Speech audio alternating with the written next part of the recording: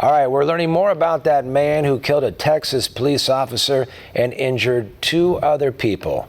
Here's One America's Bobby Dupree.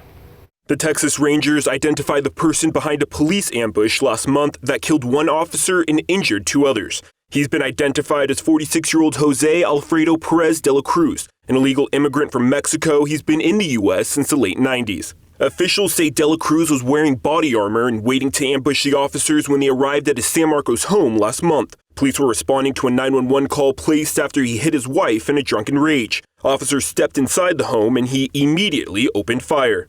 Medic 13, response 2917, Hunter Road, Twin Lake Village, duplexes, apartment 35, shots fired. 3 officers were struck. The suspect then turned the gun on himself. He was prepared, ready for them to come in, and started shooting immediately, and there was nothing they could do to escape the gunfire. Officers Franco Stewart and Justin Mueller were injured in the ambush. They were treated at the hospital and have since been discharged. Officer Justin Putnam died at the scene. We lost a fine young man, a faithful officer and friend last night.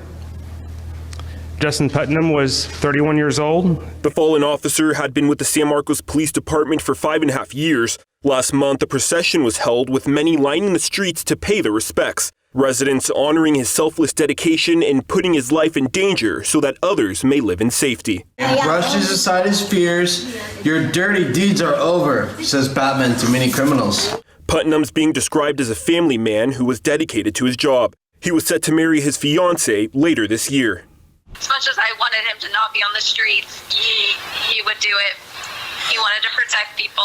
For some time, the city of San Marcos parked Putnam's vehicle at City Hall for members of the public to leave memorials. An online donation page has also been set up to help support his family. Bobby Dupree, One America News.